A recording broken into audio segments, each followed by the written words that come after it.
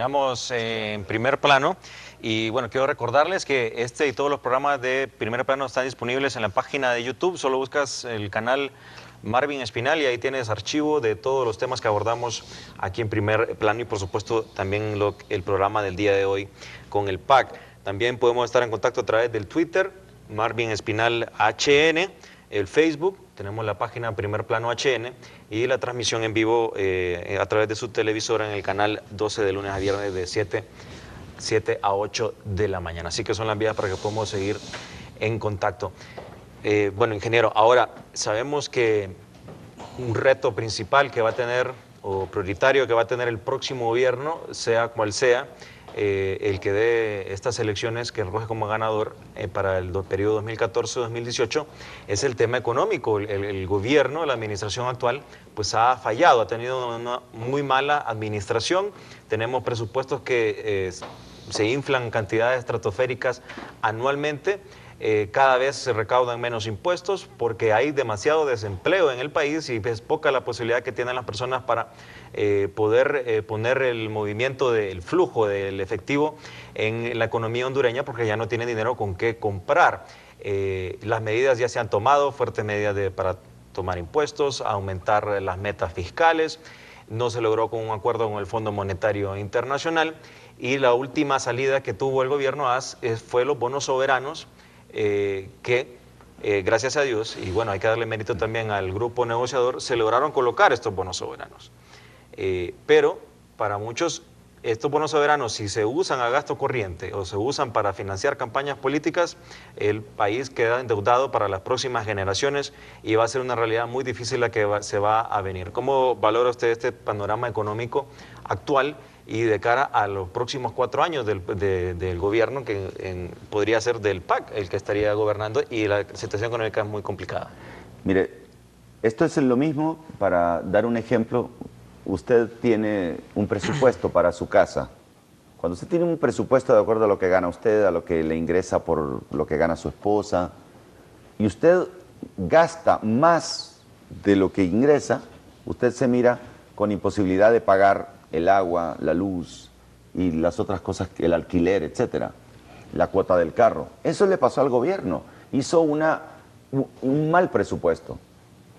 Ahora, no solamente hizo un mal presupuesto, sino que violentó la administración de los presupuestos en cada una de las carteras. Yo recuerdo que tuve una reunión a mitad del año pasado, o más bien en los primeros meses del año pasado, con el ministro de CEPLAN, Julio Raudales, y me decía que el problema de las carteras, o sea, de los ministerios, es que piden el dinero inadecuadamente.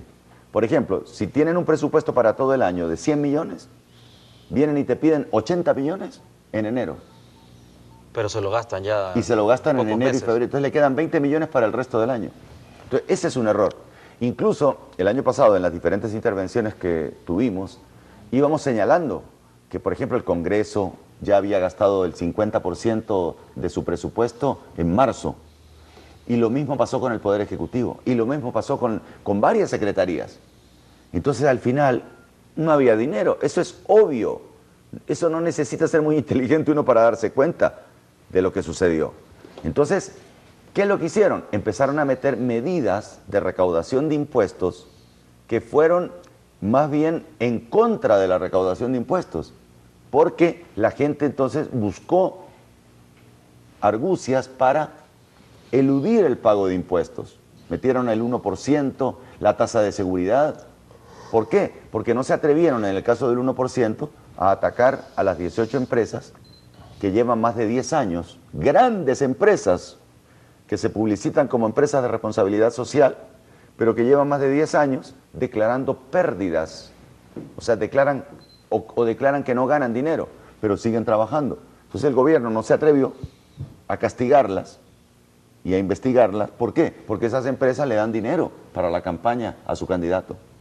Entonces, en vez de hacer eso, decidieron ley pareja. A todos les clavó el 1%, a todas las empresas, pequeñas, medianas, grandes. Entonces, la gente empezó a buscar cómo eludir eso. Luego mete la tasa de seguridad. Y en la tasa de seguridad la gente legalmente buscó la manera de evitar pagar la tasa de seguridad. Entonces, hay un problema de que no están las personas más capaces en los puestos actuales en el gobierno. Sí. Y por eso, económicamente, el país está quebrado. Lo de los bonos soberanos es terrible lo que le va a pasar al país. La cantidad que van a tener que pagar por intereses anda alrededor, un 6,5% se colocaron los bonos soberanos. 7.5 al final. 7.5, Sí. más 5% de devaluación de la moneda, se está devaluando a razón de un 5%, estamos hablando de un 12.5, más un 1,5% que se estila internacionalmente para comisiones, estamos hablando casi de un 15%, que es el costo de ese préstamo de 750 millones de dólares. Yo no quiero aparecer acá como un sabelotodo, porque realmente no lo soy, pero tengo un barniz de todo y nos vamos a rodear de personas que entiendan, y estamos ya formando nuestras mesas de trabajo con especialistas en cada área. Hemos tenido reuniones con especialistas, por ejemplo, en energía, que van a integrar nuestra mesa de trabajo y nos van a decir cómo se puede salvar Hondutel. Cómo se puede salvar la ENE. Lo mismo vamos a tener con una mesa de trabajo en expertos en telecomunicaciones que nos van a decir cómo se puede salvar Hondutel. Por eso yo le pido al gobierno, por favor, no vendan ni la ENE ni Hondutel. Son poquitos meses los que faltan. Permítannos que estos bienes del Estado, que fueron los que sustentaron, los que le permitieron vivir al país durante tantos años, sigan siendo patrimonio nacional mientras llega la gente honesta, que no se va a prestar a ese tipo de alianzas ni coalianzas en las cuales están participando empresarios corruptos. Sí. Bueno, aquí solo les quiero mostrar, por ejemplo, otra encuesta, esta es de José Simeón Cañas, un sondeo de opinión popular. Se consultó cuál es el principal problema del país. El 39.6% considera que es la inseguridad y la delincuencia, el 16% el desempleo y la pobreza, el 15.2%, y la economía, el 12.4%, y la corrupción, un 4.9%. Es decir, la población todavía se siente agobiada. Como ven, la barra principal, la que tiene mayor cantidad, es la inseguridad y delincuencia. Lo voy a poner aquí un poco más grande para que lo miremos. La delincuencia en primero, desempleo y la pobreza. Sí, pero no se toman medidas para combatir la inseguridad. La inseguridad y la delincuencia, hay medidas. O sea, lo primero es generar empleo. Si tú le das oportunidad a las personas de trabajar, la inseguridad tiene que disminuir. Lo que pasa es que este gobierno no genera empleo. Sí, y aquí tenemos también las tareas que considera la población pendientes para este año 2012. Son pocos meses los que le quedan al gobierno. Es mejorar la economía, combatir la delincuencia y combatir la corrupción. Aguado, en el tema de la corrupción también este gobierno ha dejado pues mucho que desear, en el cual tener una verdadera política para combatir la corrupción. No existe, la verdad, una voluntad política y también una planificación para combatir este flagelo. Este gobierno prácticamente ha sido un gobierno reactivo, que lejos de tomar acciones para prevenir situaciones o crisis, reacciona cuando ya la crisis está enfrente, y la corrupción ha quedado un tema en segundo plano. Me llama la atención que los nuevos candidatos, prácticamente solo el Partido Anticorrupción del ingeniero Salvador Narrala y Mauricio Villeda son los que mencionan el tema de la corrupción. En realidad el problema de la corrupción deriva de la penetración política a los órganos controladores del Estado. Nosotros hemos sido recurrentes en manifestar nuestra preocupación por ese sistema de bancadas del Congreso Nacional. Eso permite que la Corte Suprema de Justicia sea controlada políticamente por la bancada que domine el Congreso Nacional. En realidad por el jefe de la bancada. O por el jefe de la bancada. Porque a los diputados no les piden opinión. Por supuesto. Entonces tenemos un poder judicial condicionado políticamente, de tal manera que cuando llega un caso importante, cuando llega el caso, voy a decir algo quizás que le moleste a muchos, el caso de Héctor Guillén, que exministro de Finanzas, que lo encontraron evidentemente con 1 millón de lempiras sin respaldo o sin justificación. Héctor Guillén es parte del sistema. El sistema nunca lo va a condenar. Bueno, pueden simular un juicio, pueden hacer un requerimiento fiscal, pero todo es una simulación porque el Partido Nacional controla políticamente el Poder Judicial. Bueno, y justamente, mire, nosotros, y esto a título personal, me atrevo a decir que él va a obtener un sobreseimiento, porque el sistema, es decir, todo el aparato que rodea a Héctor Guillén es lo que está en el poder y jamás van a permitir que él vaya a la cárcel. Sí, justamente, mire, abogado, esta gráfica, cuando se le consulta a la población si el presidente Lobo controla sus decisiones o es manipulado, 6 de cada 10, prácticamente el 59% dicen que es manipulado. ¿Realmente son manipulados los presidentes? O sea, hay que entender que el presidente tiene una limitación. El presidente puede actuar sobre sus ministerios que controla él, pero el Congreso de la República es independiente. O sea, una cosa puede querer el presidente, pero si el Congreso quiere otra, el Congreso es independiente. Y en Honduras ya quedó demostrado en los últimos meses que es el Congreso el principal poder del Estado y que controló, manipuló y quitó magistrados del Poder Judicial. Entonces, y además es el ente que elige a los entes contralores que son Tribunal Supremo, perdón, Tribunal Superior de Cuentas. Tribunal Superior de Cuentas, los Ministerios Públicos, Fiscales General del Estado, Corte Suprema de Justicia. Entonces, si el Congreso prácticamente y el Poder Judicial son la misma cosa, ¿qué puede hacer el pobre presidente? Que es lo que nosotros queremos evitar cuando seamos gobierno. Claro, y la prueba de eso es que no puede haber independencia de poderes si el poder legislativo tiene la facultad de quitar a los magistrados del poder judicial. Es decir, el hecho de haber separado a 4 magistrados pone en evidente relación de subordinación al poder judicial respecto al poder legislativo. Pero eso no es todo, hay más. Y el hecho de que se promulgara o se construyera una figura de juicio político, también siembra el terror sobre los otros altos funcionarios del Estado, porque con el juicio político lo que se hace es sacar la daga de la amenaza para decir, si te portás mal, yo que controlo a través del sistema de bancadas el poder legislativo, te puedo sacar en cualquier momento. Exacto. Entonces el juicio político no abona nada, abona a la inestabilidad, abona a la inseguridad, abona a la incertidumbre. Y un país que se gobierna con la incertidumbre, con el autoritarismo de una sola persona, bajo la condición de la amenaza, es un país que está a expensas de la voluntad de una sola persona. Y entonces siempre va a haber inseguridad, siempre vamos a estar sujetos al capricho de este caudillo, de este cacique, que hoy por hoy es el presidente del poder legislativo. Bueno, también ya casi estamos llegando a la parte final del programa, pero ha generado mucha expectativa el surgimiento de los partidos políticos. Van a haber 9 partidos políticos que van a estar en estas elecciones en noviembre. Antes habían 5, los cuales 3 partidos pues, lamentablemente nunca crecieron. Entonces hay mucha expectativa de romper el bipartidismo político. Está roto. Bueno, ya está roto. Está roto. O sea, con la aparición de PAC y Libre, el bipartidismo desapareció. Entonces, pero quiero presentarle esta encuesta porque se le pregunta a la población qué representan los nuevos partidos políticos para Honduras.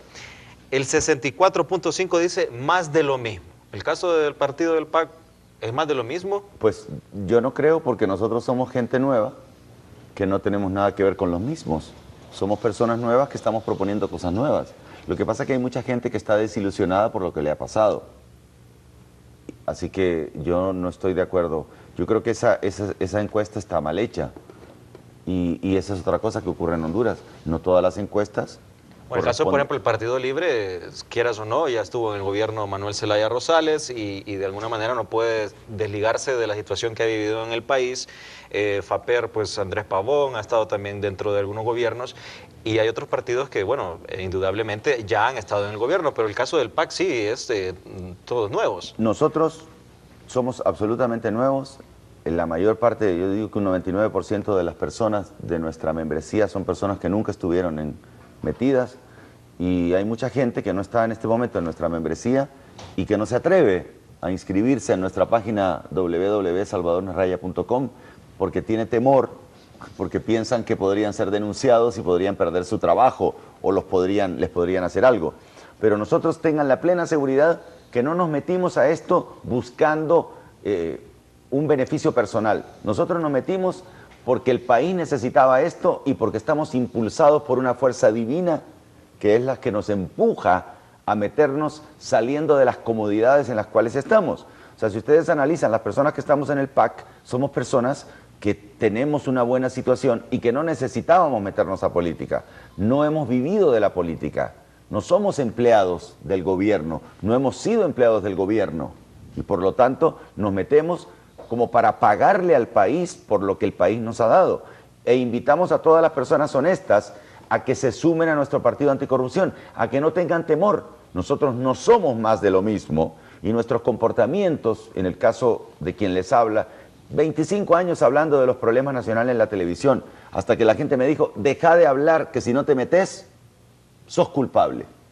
Y una fuerza divina de Jesucristo me metió a esto y por eso estamos metidos con Rafael, con Luis Redondo, con Fátima Mena, con Ricardo Mena, con una gran cantidad de personas, profesionales o gente honesta.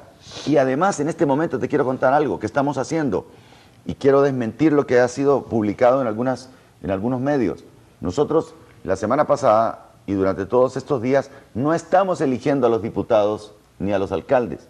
Estamos haciendo asambleas en las que por primera vez en la historia de Honduras la gente del municipio propone a las personas para que sean sus representantes, que es lo que mencionaba antes Rafael, que los partidos prácticamente imponen al candidato, el dueño del partido dice, este va a ser mi candidato, nosotros no, nosotros decimos, ok, aquí está la asamblea del municipio, ¿quiénes creen ustedes que serían buenos candidatos? Obviamente que nosotros vamos a analizar esos currículums y esas proposiciones para postularlos cuando sean los primeros días de mayo. Sí, bueno, ya llegamos a la... Terminamos en Primer Plano y bueno, quiero recordarles que este y todos los programas de Primer Plano están disponibles en la página de YouTube. Solo buscas el canal Marvin Espinal y ahí tienes archivo de todos los temas que abordamos aquí en Primer Plano y por supuesto también el programa del día de hoy con el PAC. También podemos estar en contacto a través del Twitter, Marvin Espinal HN, el Facebook, tenemos la página Primer Plano HN y la transmisión en vivo a través de su televisora en el canal 12 de lunes a viernes de 7 a 8 de la mañana. Así que son las vías para que podamos seguir en contacto. ¿Cómo valora usted este panorama económico actual y de cara a los próximos 4 años del gobierno que podría ser del PAC el que estaría gobernando y la situación económica es muy complicada? Mire, esto es lo mismo, para dar un ejemplo, usted tiene un presupuesto para su casa. Cuando usted tiene un presupuesto de acuerdo a lo que gana usted, a lo que le ingresa por lo que gana su esposa, y usted gasta más de lo que ingresa, usted se mira con imposibilidad de pagar el agua, la luz y las otras cosas, el alquiler, etcétera, la cuota del carro. Eso le pasó al gobierno. Hizo un activo en la economía hondureña porque ya no tiene dinero con qué comprar. Las medidas ya se han tomado, fuertes medidas para tomar impuestos, aumentar las metas fiscales. No se logró con un acuerdo con el Fondo Monetario Internacional y la última salida que tuvo el gobierno fue los bonos soberanos que gracias a Dios, y bueno, hay que darle mérito también al grupo negociador, se lograron colocar estos bonos soberanos. Pero para muchos estos bonos soberanos, si se usan a gasto corriente o se usan para financiar campañas políticas, el país queda endeudado para las próximas generaciones y va a ser una realidad muy difícil la que se va a venir. Como un mal presupuesto. Ahora, no solamente hizo un mal presupuesto, sino que violentó la administración de los presupuestos en cada una de las carteras. Yo recuerdo que tuve una reunión a mitad del año pasado, o más bien en los primeros meses del año pasado, con el ministro de CEPLAN, Julio Raudales, y me decía que el problema de las carteras, o sea, de los ministerios, es que piden el dinero inadecuadamente. Por ejemplo, si tienen un presupuesto para todo el año de 100 millones, vienen y te piden 80 millones en enero. Pero se lo gastan ya. Y se lo gastan en enero meses. y febrero. Bueno, ingeniero, ahora sabemos que un reto principal que va a tener, o prioritario que va a tener el próximo gobierno, sea cual sea, el que dé estas elecciones que recoge como ganador para el periodo 2014-2018, es el tema económico. El gobierno, la administración actual, pues ha fallado, ha tenido una muy mala administración. Tenemos presupuestos que se inflan cantidades estratosféricas anualmente. cada vez se recaudan menos impuestos porque hay demasiado desempleo en el país y es poca la posibilidad que tienen las personas para poder poner el movimiento del flujo del efectivo